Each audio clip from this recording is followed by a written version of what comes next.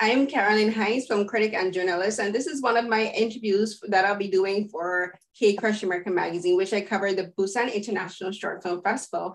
And today I'm very excited to talk to the filmmaker that I have with me, Hyun-min Cho, to talk about his film Apocalypse Runner Complete Edition. And this film is a short film. It was in the Death of Cinema program, and I found it very interesting because as a film critic and a journalist, I felt this film was speaking to me and also making fun of me and my profession. So I was like, I have to speak to the filmmaker because I was like, I'm like, this filmmaker gets me, and also my acerbic wit and like all, and pokes fun, I think, at cinema, and particularly a lot of tropes that are found in Korean cinema. So I'm so happy to have Hyun-min to talk with me today. So as usual, before I begin my full interviews, I like to have my guests say a bit about themselves. So Hyun-min, can you say a bit about yourself and what got you into filmmaking?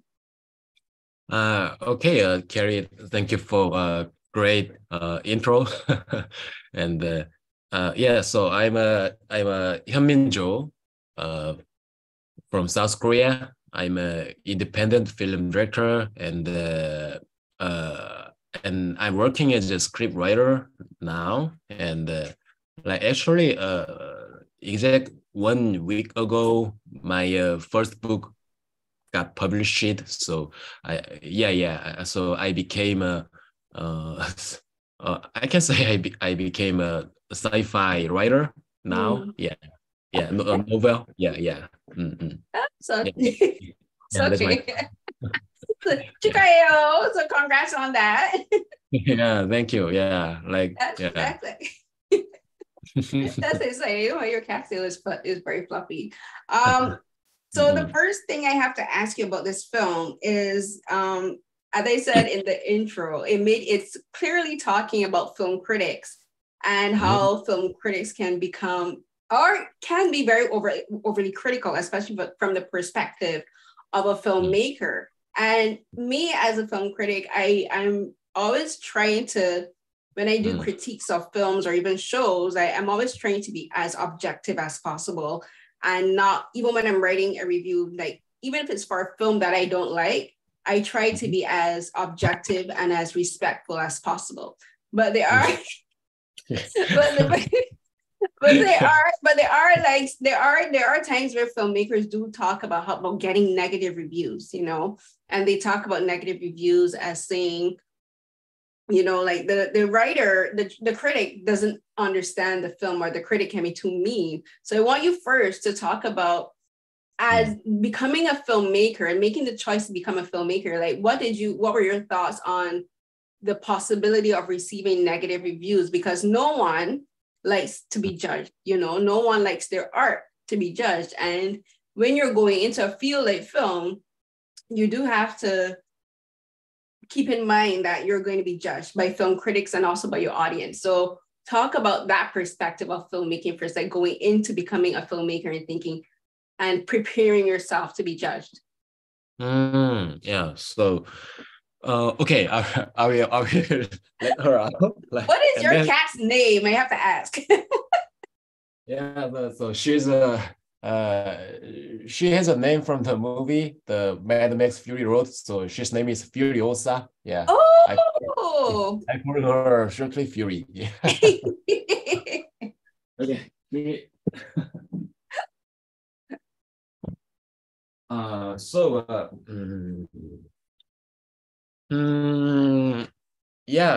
So being judged is sometimes terrifying, and the film school was was a long-term experiences of being judged like 4 years long, and then before, like a few years ago, I personally thought that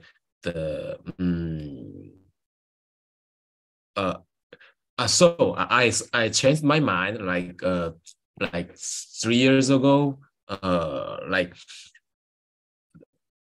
before that, I felt so connected with my work, like film and my writing. So like when my stuff got the compliment, then the connected me also got raised like I can convince myself like, oh, my work is being getting compliments, so I am a good filmmaker. I'm relieved. And then when it didn't happen, like I'm bad. Like how can I be possible to make something meaningful again? And, so connected, like to my self. What is this? Self confidence, self-confidence. yeah, self confidence. But 3 years ago, like I started dividing me from the work. Like yeah, so these days I take my work like my child.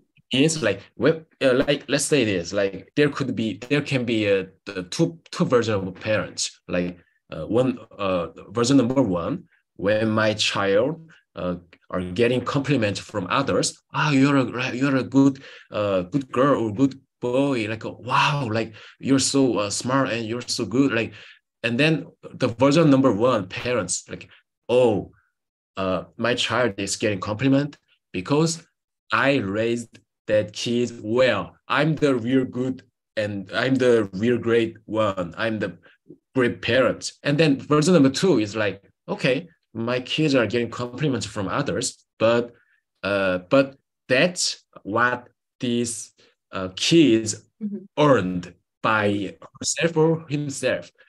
Yeah, I raised these kids, but these kids achieved it by herself or himself. So like this. So and then the like getting more comfortable by being judged. And then actually it helps me a lot when I'm creating something. Yeah. Like when writing, yeah, I can say that. Yeah. Yeah, I understand what you mean. You have to distance yourself from the project once it's completed because like you're sending this story, which is I love the analogy of a parent and a child because parents can only do so much for their kids. You know, they can only raise them and while they're at home, you know, they can kind of control what they do and watch what they say. But once they leave the house, if they go to school, once they go to work, if they're adults, the parent can't watch and see everything they do. You know, the child has to make their own decisions. And while film is not animate, it's not like a living breathing. Well, it kind of is like a living breathing thing. Like once you make a film and it's finished editing and you release it, like whether it's in a theater or for a film festival, you're completed your part and it's up to the audience to receive this film however they want. You know, you can't control how the audience perceives your film. You know, you can only hope that the audience understands your story. You can only hope that the audience sees where you were, like what you were intending, but you can't control. And even the thing with film one of the things that I love about film is like, even if everyone loves a film, they'll love something different, you know, like they won't love it for exactly the same reasons, right? Like for instance, using this film, Apocalypse Runner, like I am a film critic and I love it because of how you spoke about film criticism, you know, and about the personal toll that film criticism takes on film critics. But someone who isn't a film critic, like for instance, another filmmaker or an actor or an editor can love the different aspects of your film and your story. So I really love the analogy used of a parent and a child and having to learn to distance yourself from your art. Because yes, your art is you and you are your art, but you also have to, for your own mental well-being, have to protect yourself and not let it affect your self-confidence to the point that you don't make another story, you know, and you have to learn to take the criticism as a learning experience, you know, that's how I see film, my work as a film critic. And my work as a film critic is not only to help the audience see the films and the stories from a different perspective, but it's from a learning experience for me. Every time I do an interview, every time I write a piece, an article, I'm learning more about the film industry. I'm also learning more about myself as a critic, but also as a person who just loves some cinema for the fact of it. And in talking about separating, like I think this is like the perfect way to start talking about the film itself, because this character, Park Dong-sik, he is a film critic, and his problem within this film is that he's not able to separate himself from his work. Oh, right, yeah. Like, so Right. like your character is kind of like a great, is There's a kind point, of yeah. your character is kind of like an example of that, where he hasn't learned to do what you learned to do. You know, he hasn't learned to separate himself. He hasn't learned how to separate Dong-sik from Dong-sik, the critic, and that messed with his identity and his perception of reality. So talk about creating this story, because I just love the concept of it, of centering a film about a film critic. That does not happen often. So just talk about making your film about a film critic, first of all. I can say a few things about the reason I made this story. So the number one is I think the most beautiful thing about film, the cinema, after image is the most important effect that allows image, just a static image, turning into the moving image, right? Right. So yeah, so after and then I saw it's beautiful because this first image is not like making the first image exist as long as this image wanted. So the after image is like a concept of existing by disappearing. So and then this connecting after image connecting, this only happens when someone is watching, because it's an illusion from our eyes and then our brain. So Yeah. it was beautiful. So if someone doesn't watching a movie, video or cinema film, that's just a number of 24 static images, not moving. So I can say like it's similar with the whole film. So when the film is over, and then it connected with someone else's who watching this film, like audience or film critic. So when film is finished, the after image came to the audience, and then it's like restarted in someone's mind. Yeah, so I thought it's like connecting, like, so yeah. Okay, long story short. No, I understand what you're saying completely. Yeah. Film over, and then audience connecting it looks like similar with after image. This image done, and the after image like this. Yes, I wanted to talk about the beautifulness of this. Yeah. So this was number one. Yeah. Even the character mentioned about something like that, right? The after, and then wow. So and reason number two was there's some movie, genre movie, like Scream or Zombieland, which the main character of the movie knows about the rules of that genre. Yeah, like Scream. Yeah, Scream. The main character of the stream knows about the rules of a horror movie. So yeah, so the character like use that rules to survive. And then like Zombieland, the main character knows about the rules of zombie movie. So like always do the cardio, like zombie is slow, so running fast, we can beat zombie like that. So twisting the plot of genre was so interesting to me, but I haven't seen that the movie with the main character who knows well about the movie's rule itself. Like if this is a movie, like when I got thirsty, oh, I need the water. I'm in the movie.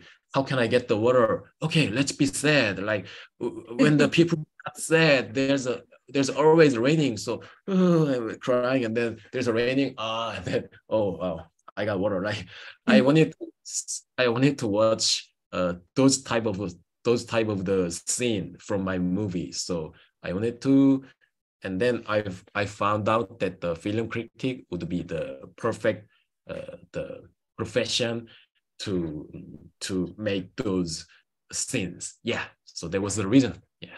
Yeah. Okay. So we'll talk a bit more about both of those. The first one. So I understand what you're saying perfectly about the after image, because film is it's probably the only medium that after it's over, we still think about it. We still visualize it years after. And sometimes you can see a film once, but like the images and even the dialogue stays with you long after you've seen it. And so it's like there's after image in the film, but then the film itself makes an imprint on the audience itself, right? And so I understand perfectly what you mean, because it's those imprints, and sometimes it's like whether you love a film or not, and sometimes even if you don't love a film, like sometimes if you have so very strong emotional responses to these films, that's what stays with you, like whether it's a horror film, whether it's an action, whether it's a romance or, a drama,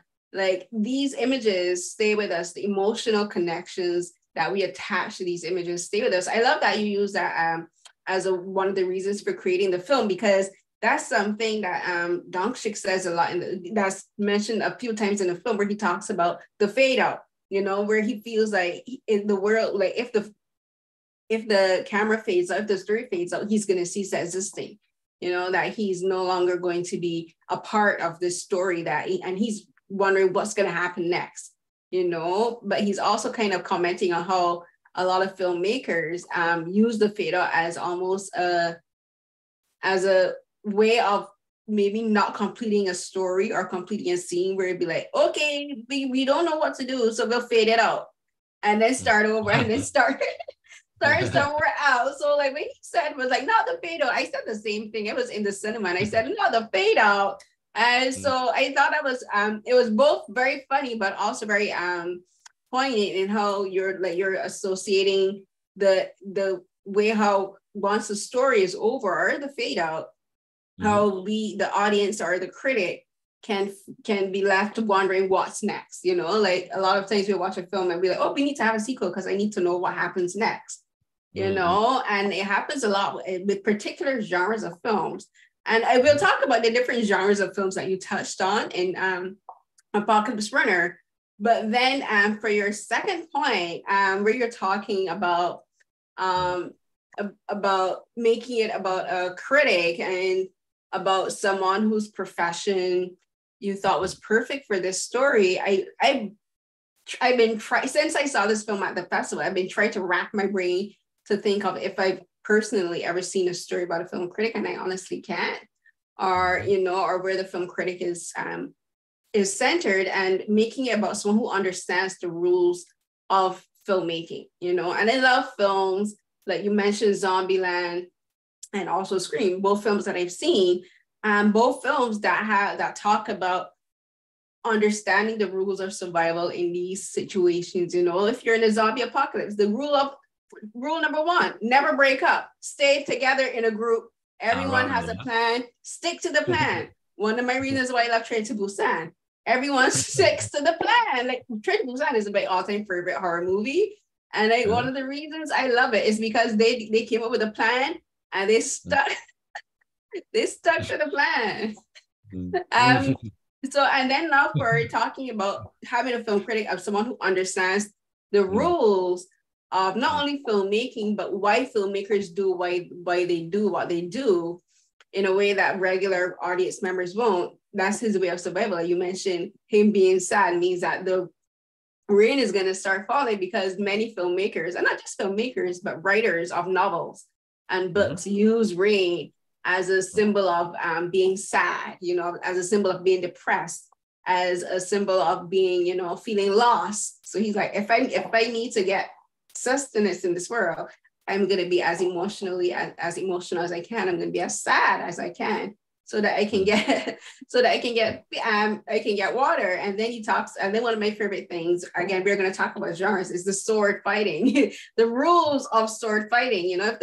If the hero or the protagonist closes his sword first, he's the winner, even if it doesn't make any sense. Like closing the sword and putting it in the scabbard means you win. So I love that you use that. You use those two main points as a reason to create the film. So now we're going to talk about the genres. So this film has, I think, probably like 3 or 4 main genres. There's like action, of course. There's the samurai fighter, and if it's at a Korean film, it would be, you know, like sword fighters in like probably the Joseon or the Silla era, you know. Then there's like a Western element to it. And then there's the almost a bit of a psychological aspect, but that kind of comes on later in the film, where it talks about mental illness and that kind of stuff. So I love how you put all of these different genres. And you mentioned that your cat's name is Fury after Mad Max Fury Road, but that's one of the, and I seeing that in the cinematography, it really comes through in the cinematography. And like one scene in particular, there's like the night scene, which is like bathed in blue. And that did make me think of like Mad Max, but you have all of these different elements. So when you're creating your story, how did you decide what genres of films you wanted to touch or you wanted to highlight? Okay. So I guess I started with a comedy, I guess. I thought like, okay, let's make a comedy because like the scene we mentioned about is kind of funny, like with using sword like this and I can win, like this concept is kind of funny. So the comedy was the first, and then when I came an idea about the psychological twist of the whole plot. So I personally like the movies with a big psychological plot twist in the plot, like Beautiful Mind, like from Ron Howard, like that, yeah, like or Fight Club, David Fincher, like that. Some main character suddenly realized that something that character has been experienced was not the real, like that. So I wanted to make those kind of plot twist using psychological concept, and then I have to decide. Okay, so if there's an illusion world, and then there must be the real world, and so I should decide which world it should be, the illusion world. It came after deciding the full psychological twist. Yeah, so I should decide a different genre. And then I thought like, okay, this guy, the main character, Dong-sik, he made this illusion world in his head. And then it came from the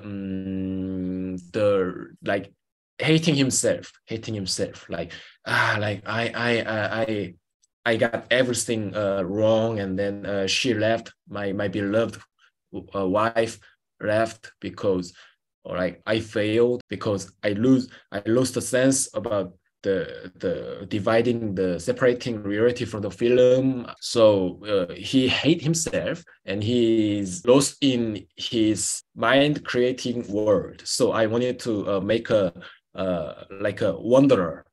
He is a wanderer. Then I should film the maid because he got lost. And then I guess there's a two method of creating maids. The first one is the setting words and then the making the complex maze. And the second method of creating maze is breaking all the world, and then there's only desert.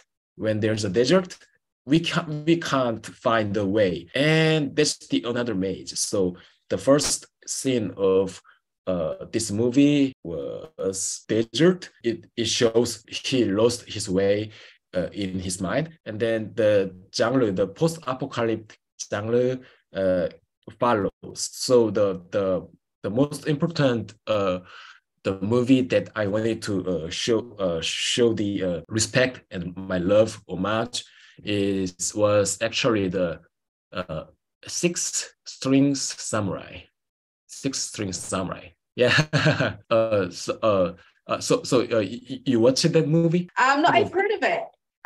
So I'm a huge like action fan, and I'm a huge fan of like samurai films. Like you know, everyone talks about Kurosawa and those kind of films. But I love the references that you put into like samurai films into this, because It kind of makes sense to me because samurai films, those particular genre of films, especially the ones from like the 70s and the 60s and the 80s, are very poetic in the way they're filmed, you know, like it's not just about the action, it's about telling a story, and you know, and even the way they move tells a story. And to me it made perfect sense because even before it was revealed at the end, I remember I was sitting in the theater and I thought, oh, the pen is mightier than the sword.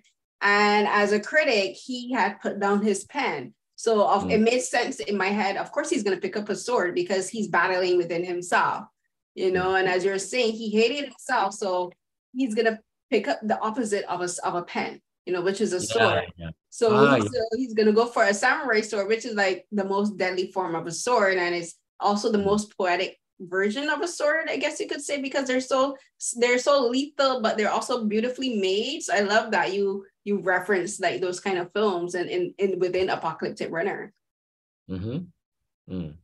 Yeah, like so like pens are mightier than the sword. There's a saying. So like when someone write like harsh things about some movie or someone, then we can hurt that person, right, by writing. So swinging sword is a fierce version of hurting someone by writing, and then someone is also the main character himself, like that. Yeah. So so I guess you say you got the point. Yeah, you say yeah.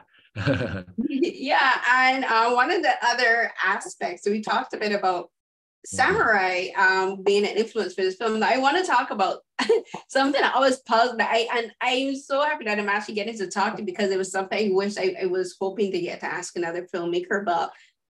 So I find particularly in Asian film, but it's not just in Asian film. Like, it happens in like films from like all over, but particularly if you have a male director, if it's a story about this man who was lost, you know, like he's the Lone Ranger essentially, and he's lonely, he's bitter, he's sad, he's depressed, he's kind of like doesn't care about the world or care about himself anymore. He always meets a young teenage girl, and it's referenced in the film. And when he was like, oh, it's a cliche, not even worth analyzing, I laughed out loud because I was like, yes. Because like there's films like The Man from Nowhere, you know, which is one of my favorite action films, and then there's a film that came out recently by Jung Woo-sung, A Man of Reason, and then there's like a whole bunch of other films where it's the lone man who is like sad and depressed, and he has this young teenage girl who just basically comes into his life, whether he has to save her or she has to save him. And I was like, I have to ask a filmmaker about this. Why is it always a young girl who won? And like, what is it with this story about? What is it about having a young girl be the person to maybe perhaps get this older man to look at life differently? I was wondering, why can't it be a teenage boy? You know, why can't he learn about seeing life differently from a young man? You know, why is it always a girl? So I wanted to ask you that because I must ask that. Okay, so for example, there's a movie like The Road. Like there's a father and a young boy, right? A similar relationship, but boy. And then there's a Logan, the Marvel, the X-Men movie, Logan. There's the Wanderer, Lone Ranger guy, and then protecting with the younger, actually the different version of himself, like a similar daughter. And then there's a lot of movie that, like you mentioned, like the mature main wanderer with a young girl. And then actually there's the Six-String Samurai. Six-String Samurai is the Lone Ranger, like became friends with the young boy. So actually it doesn't matter if the gender exchange. So the first reason I chose the make the second character Eunsu younger than him was it reminds him the love about cinema from the past. Like we growing up means like when we recall our past, and then like when we realize that when I was younger, I like drawing, or I like playing guitar, and I like nature, like so. But uh, as growing up, I lost so many things I liked when I was a little kid, right? So and then this main character Dong-sik, the lost his love about cinema because he's so his the crazy love about cinema ruined everything. So he hate himself and he hate cinema. So and then this girl Eunsu reminds of him the lost love about cinema. So that's the reason make her younger than him. That was the first, and then choosing her gender as a woman was the first was just making diverse, because like I wanted to make it diverse, and then I guess it's from the Ghibli movie, I guess. Like yeah, when I was a teenager and even younger, I grew up with watching lots of Ghibli animation, and then from the Ghibli animation, there's always the main character is a young girl who is brave, and then uh, who is facing the big world, the big different world, like Spirited Away or Totoro or the Howl's Moving Castle. yeah. Like I can't figure out the English title, but they always face the harsh different world from reality they once belonged, and then they like so brave, they did so many adventures, and then they returned. So so when I was a teenager, I saw I watched the movies, and then I was like, wow, like I guess so. That was the reason that I wanted to make another young brave uh, girl facing the apocalyptic world, and then like being brave and then acting brave. Yeah, I guess it came from the Ghibli female young girl main characters. Yeah. Right. So and in speaking about the characters and like them being an older man and a younger girl, and like I see what you mean, because and I haven't thought about it that way before, but yeah, it does make sense to have I see the inspiration for the Studio Ghibli. Like everyone loves his films, and like they're so well known, but it's always been interesting that his films center a young girl going on all of these adventures and finding not only herself but also inspiring all these other characters. And your film is like that because it's like this character is special in that she loves film, and she's teaching him to love film again and to perhaps see film a different way, but she's also asking him to teach her the rules of film, and but there's also a danger in that he could get lost in over analyzing film again. So that's the thing. Like they're like for so many artists, and it's a thing where people always say like artists are very intense thinkers and they can get lost in their work. And sometimes it takes it's necessary to take a break. You need to step back and say, I'm getting too lost in this work. And it's not only about getting lost psychologically, but it's also emotionally, where like you become cynical. Like, as you're saying, like when we're younger, we look at things way more positively, but as we grow older and we lose things, we become more cynical and we become more jaded and start to doubt the world and doubt ourselves. And for this critic, he's doubting his ability as a critic. He's doubting his ability as a husband. Like he failed his wife, so he's doubting his place as a man as well, and like his ability to protect this young girl. And she's like saying, you at least have to try. So that's one of the things I really like about your film, where it's really about showing the internal struggles of both of these characters. Like you still have to remember this girl, she's still young, like she still does things that could be potentially dangerous in this world, and while she's asking him to see the world and analyze film again, because this is how he works and he functions, there's a danger in that, you know, like there's a danger that he could get lost in this for himself. So talk a bit about casting your characters, because these characters have to work very well. So I know the main male actor, So Young-woo, like I've seen him in other films and dramas as well. And I don't think I've seen So Young, who plays Unsu. Yeah, I don't think I've seen her before. So talk about casting them for these characters and what made you decide to have them play these particular characters. Okay, so the actor who played main character Dong-sik was Hyun-min Cho.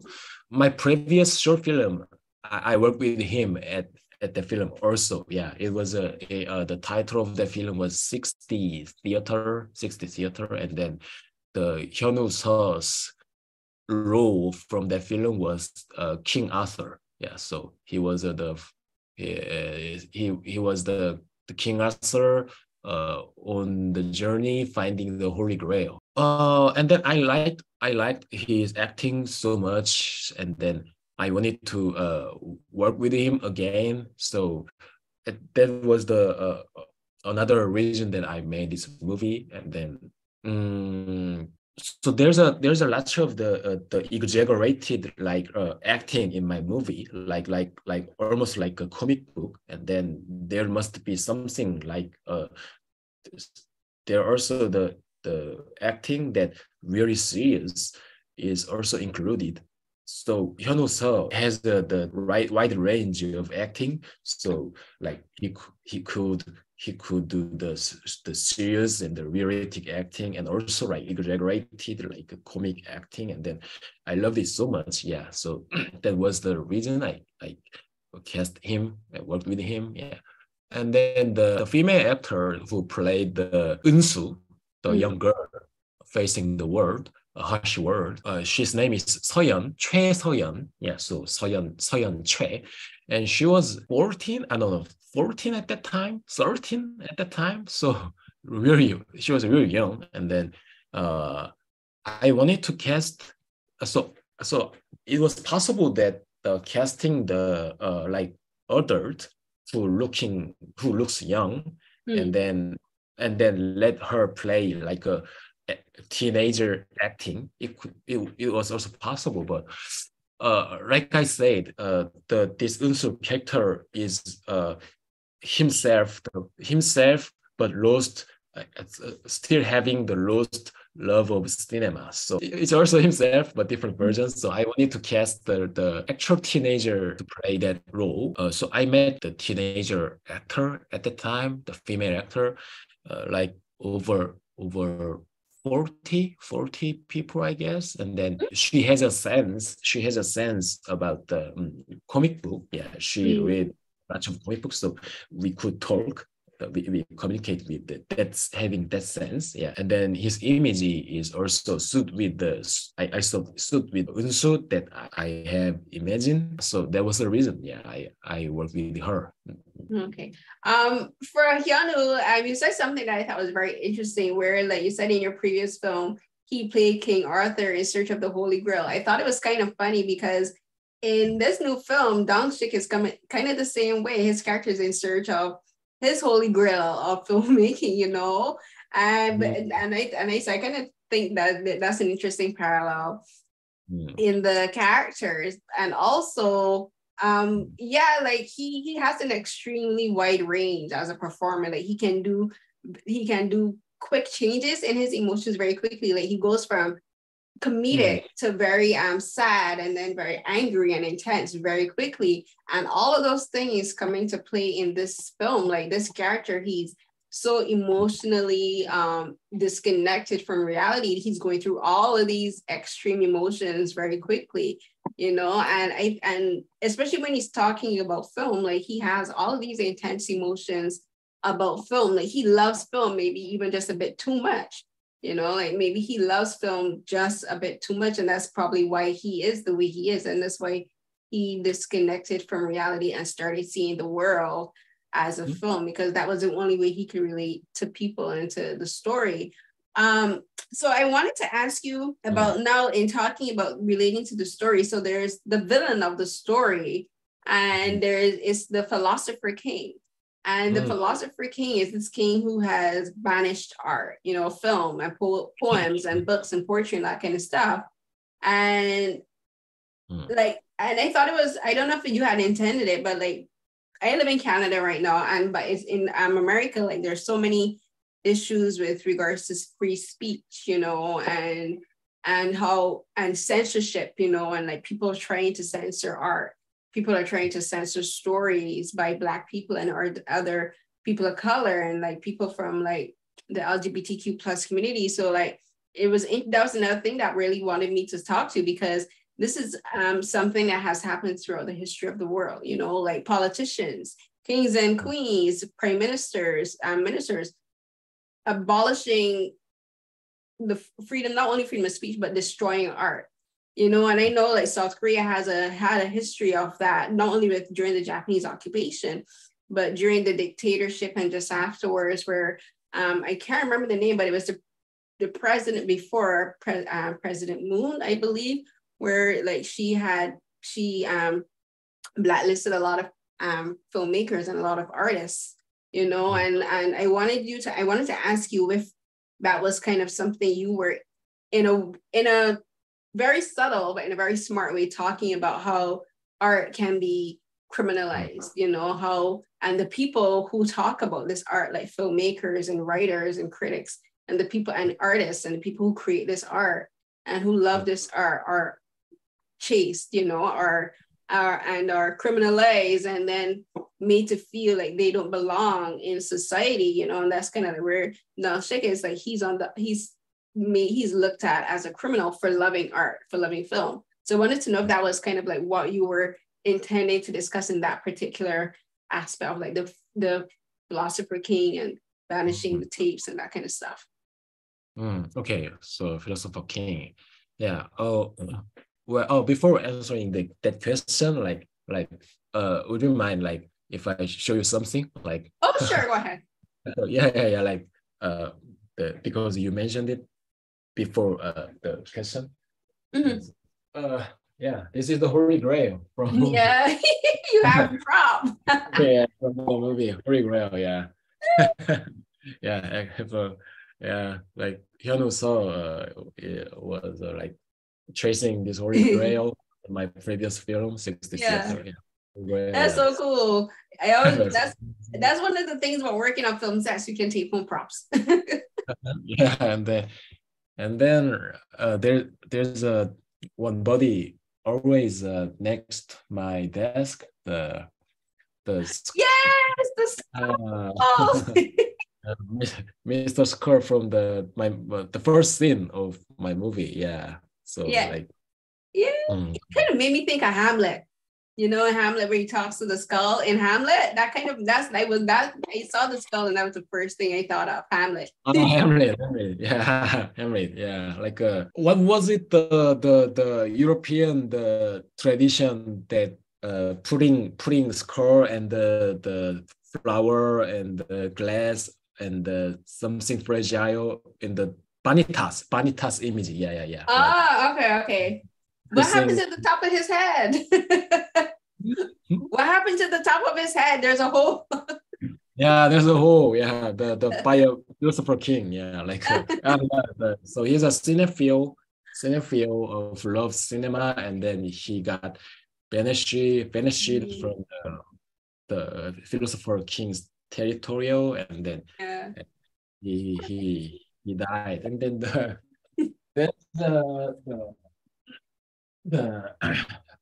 camcorder from the movie, like activated by the solar energy. Such a very cool idea, actually. So yeah, these days the DV camcorder are getting popular again in Korea these days. Yeah. And I got sword. You have the sword. You have everything from the film. Yeah. Okay, you wanna say? Like give me 10 seconds, like. No, sure. So Yeah, there's sure, yeah, like yeah, this one from Dong-sik and this one from philosopher Oh my King. gosh. Black and white, like yeah, like like you want to try when I do this, and you You will win. You like automatically win the fight. yeah. So and then the black and white also the cinema, like Yeah. black and white film. Yeah. So philosopher King, like honestly, there was no political intentions. Yeah. So I can say it's also the like movie connecting like to someone, and then yeah, it can be various. It can talk others thing also. Yeah. So it's meaningful.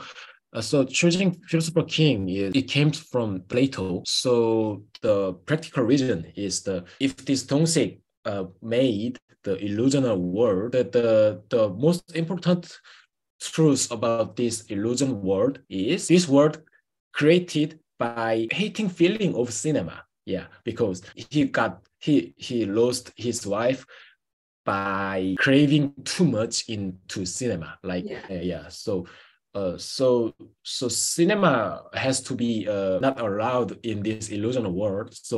Uh, so there must be one the villain, the final villain antagonist, who did that, like who vanished cinema in this world. Also, that antagonist is another version of the main character Dong-sik himself. Yeah, Okay. the Unso is the mind of loving cinema from the past of yeah, and then the philosopher King is the his present mind, like hating cinema. So I can say this philosopher King is like a super ego of Dong-sik, like not allowing his unconscious thoughts about think about loving cinema, like reality and the illusional world. And philosopher King is here, and then Unsu is trying Dong-sik to get over to this surface, the super ego philosopher King, and then like reality, like or yeah, like so. So Plato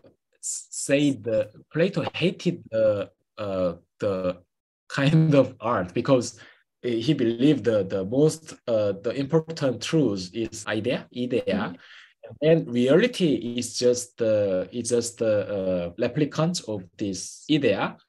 And what the artists do is also creating the minor version of replicant of this real world, like painting or carving or so.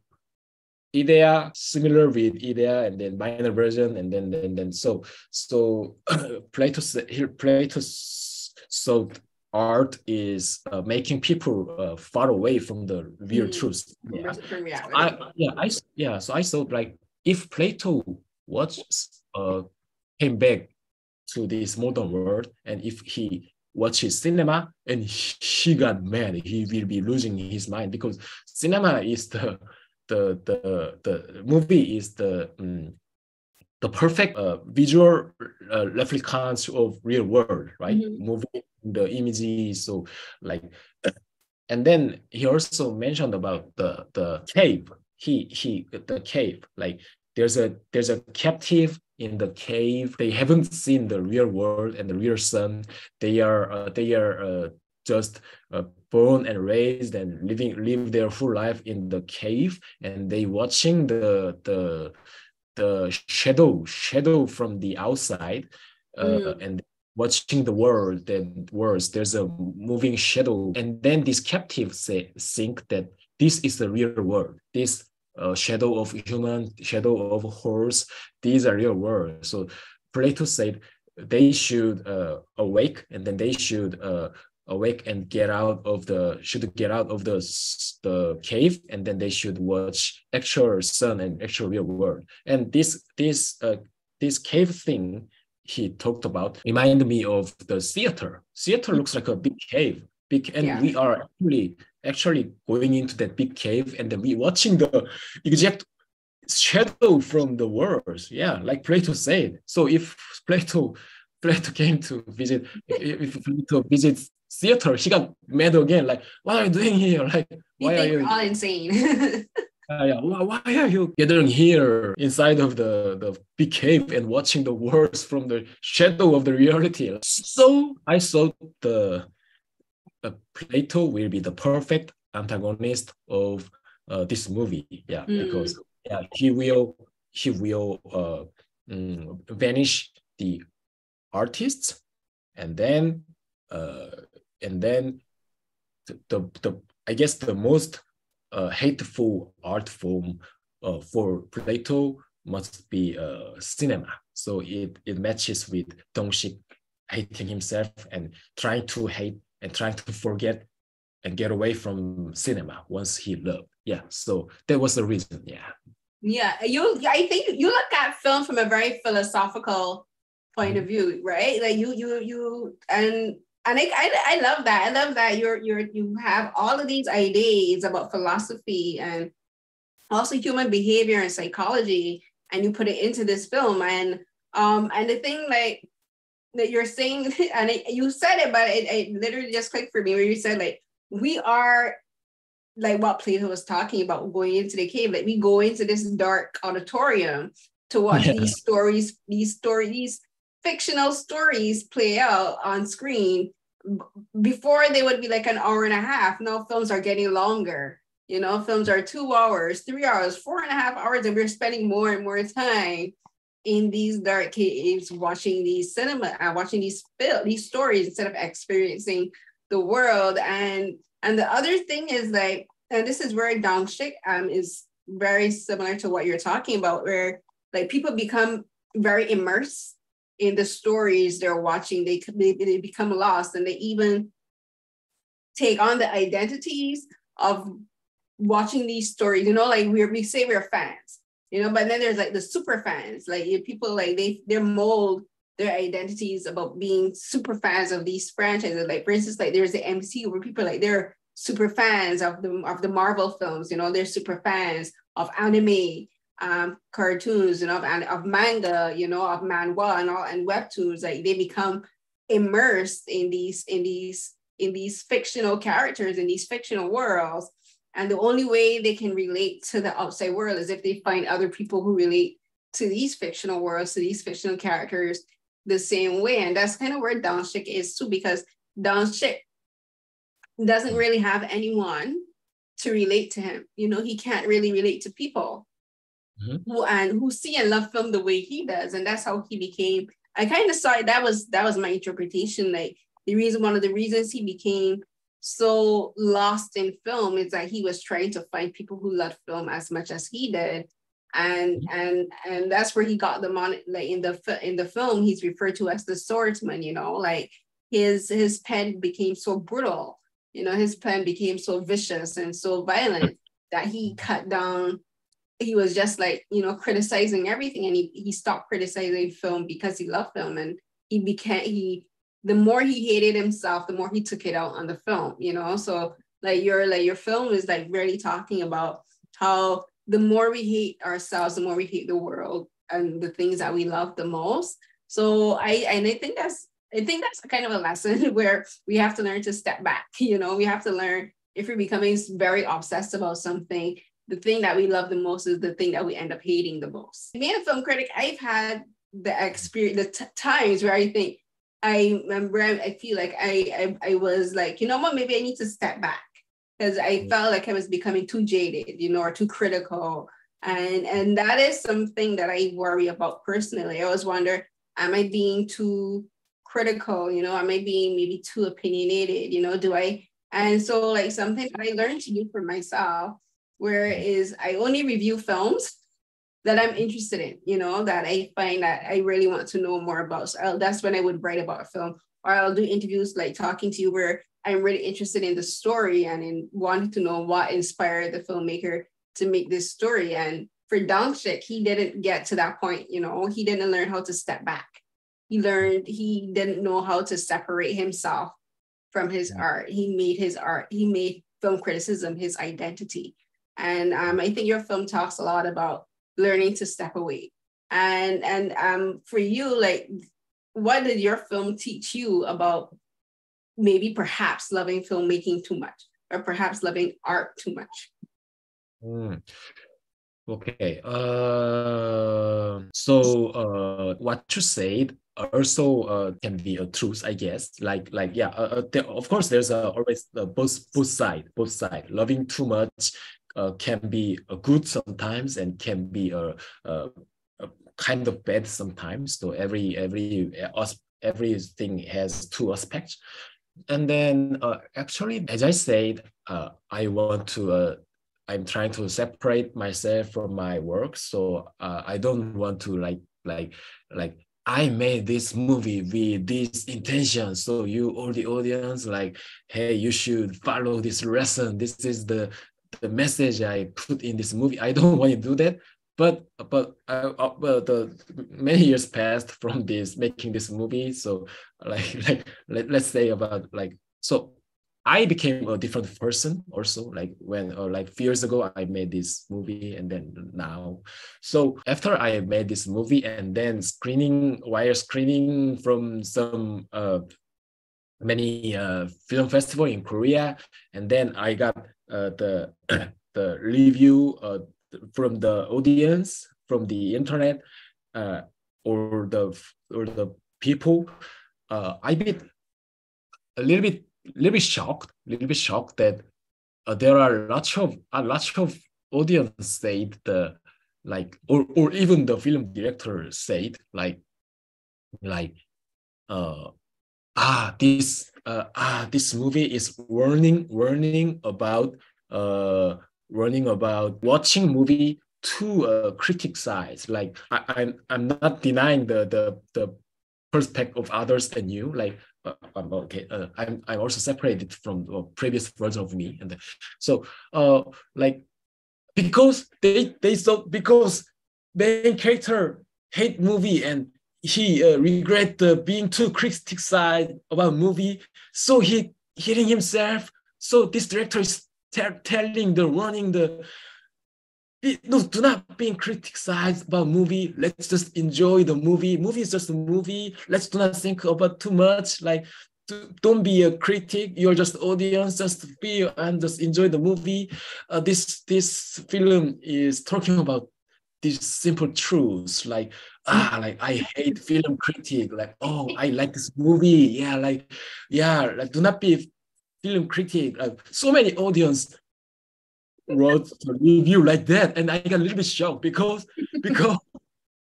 character changes. So for me this you say what I learned about the loving something about from this movie. This movie was like I thought this movie was about the one person who restart loving something again that he once trying to deny. So he craving into movies so much, and then he failed, and then so he started hating it. But I will work this way again. Like so it was like recover get recovered, but the lost love of cinema again. Like at the end of the movie, when he woke up in the illusion and then reality, and the hospital, and then okay, everything was an illusion, and then he sensed the changing editing point of the cut, like Unsu said, and then and then he the camcorder, and then he running into the window, and then it was like that scene was he figured it out. So illusional world, and then outside was real world, and then outside, okay, this was all about it. I was living the movie, so he got realized that I was in the movie. Okay, so there was the three layer, the illusional world, and then real world. This psychological, the movie, and then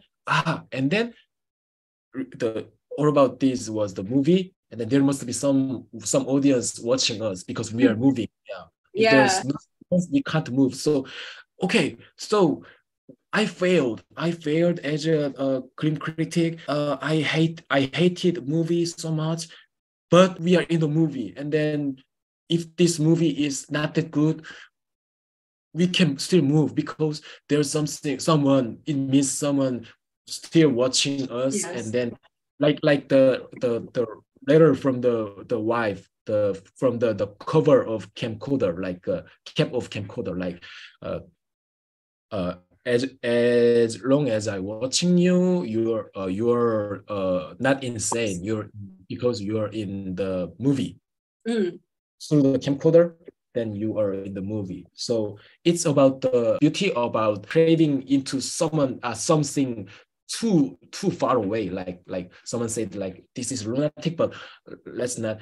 Let's look those people with the loving heart and loving sight. So at the end of the movie, he falling into the movie, and then he criticized about the whole this movie. Yeah, like Apocalypse Runner, like this we are still moving, and then this movie will be over, and then he even mentioned about the theme of this movie, like Yeah. everything is done, but we will connect with someone. We are existing by disappearing. So this is meaningful. I will make this happen. And then, so main character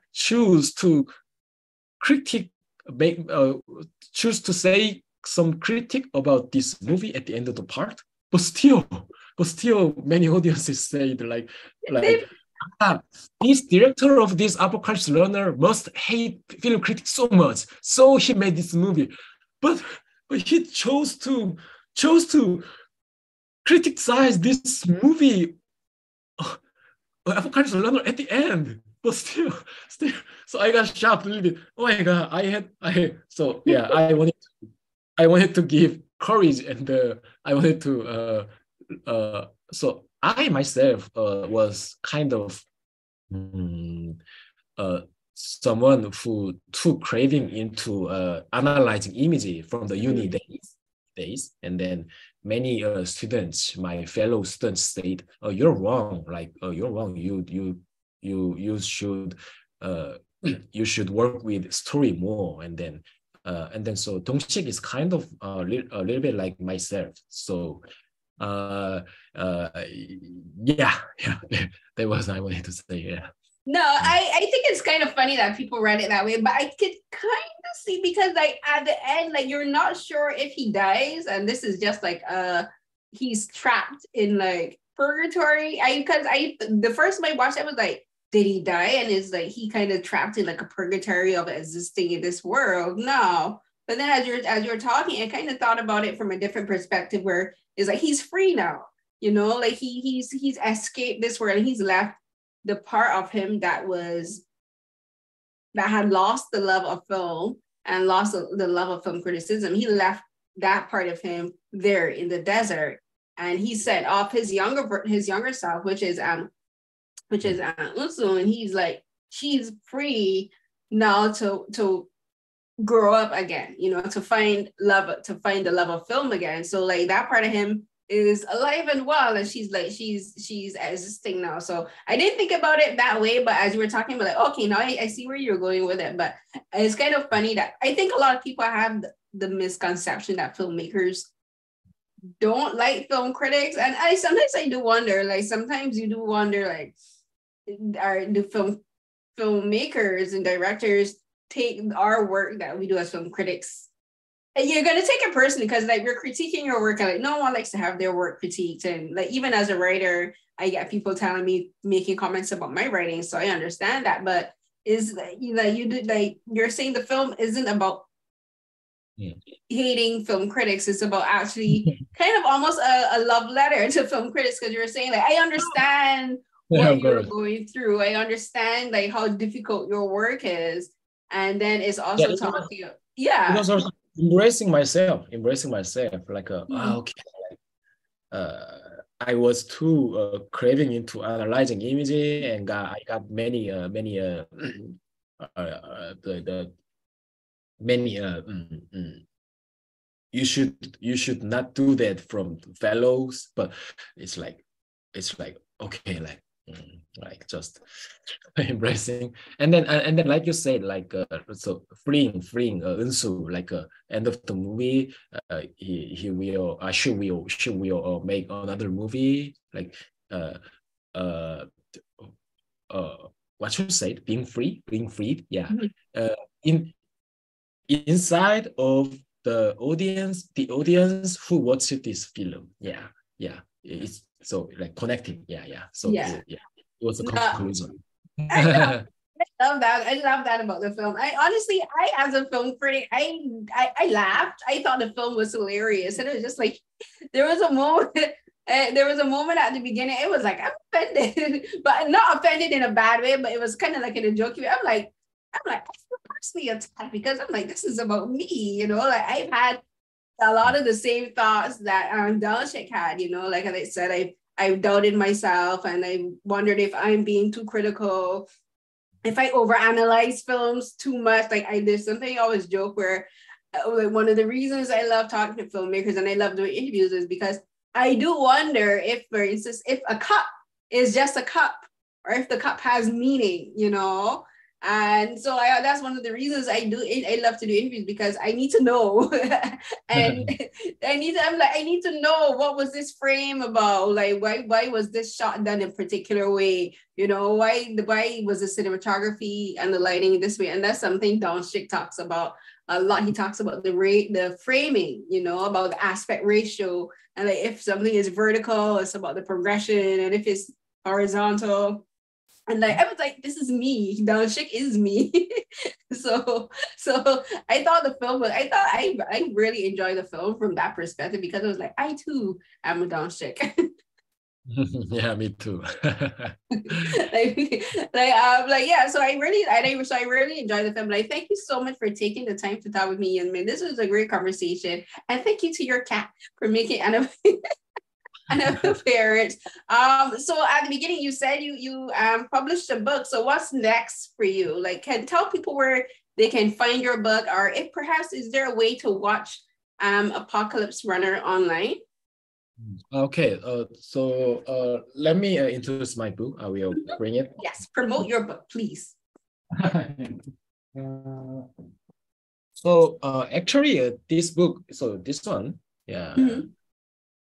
Actually, this book is not written by myself alone. This is the anthology of the short novel from 5 writer.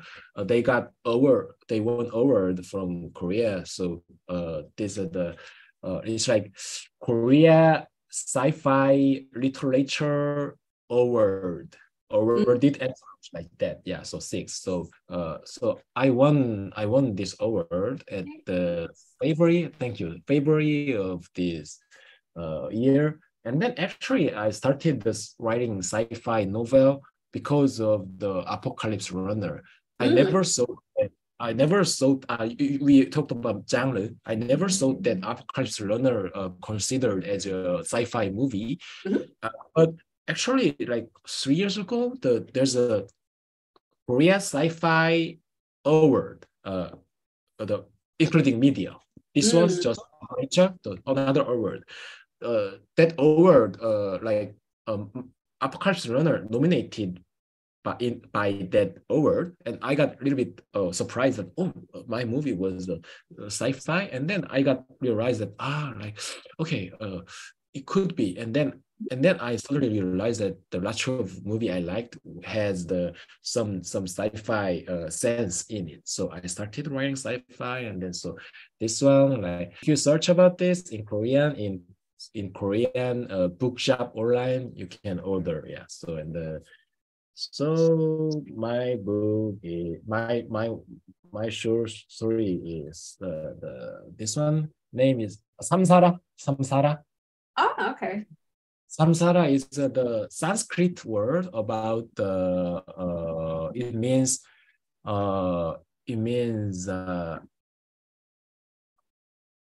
transmigration. Oh, transmigration. Oh, Oh, like a little bit like after image, right? yeah. Gone and Yeah, like we're talking about, yeah, like so. Samsara is a Sanskrit word about trans immigration, and then so yeah, and there's me, like yeah, and so yeah, like it's about the story about the two AI character who who are um, managing the spaceship on the journey of finding the second Earth, and then the main point is there was two spaceship like finding departure two different way to finding second Earth, and then in this spaceship there's no human being, just there's a facility that the breed new baby here, and then there's two AI managing it, and this spaceship there's the all the human who survived till at the time they are in this ship. So if this ship failed to finding the second Earth, if this ship succeed, then their plan is the breeding new baby in this spaceship, and then the soul of these people can transmigration by this ship, so they can reach it to second Earth. Yeah. Oh, Yeah. interesting. So that was their using transmigration, like saving the humankind. Yeah, there was a reason. Yeah, that was the main idea of this book. Yeah, so, and then I will send you the 60 theater, the previous of my movie. Yeah, like yeah, yeah. It will be honor if we if you also watch that movie. Yeah, Sure. and then actually there's one website where the still screening this from the internet. Uh, it's the Incheon Independence film authorization, I guess. I will send you the link. Okay. But that one is actually not the latest version. The complete not the complete edition, but still, yeah. Oh, okay, so there's an alternate version of the film then. Yeah, like two version. I can say two version. Yeah. The previous version. Can you guess? What was the scene included at the complete edition? There's one scene. Yeah. If it's not the ending, the scene with the wife. Wife.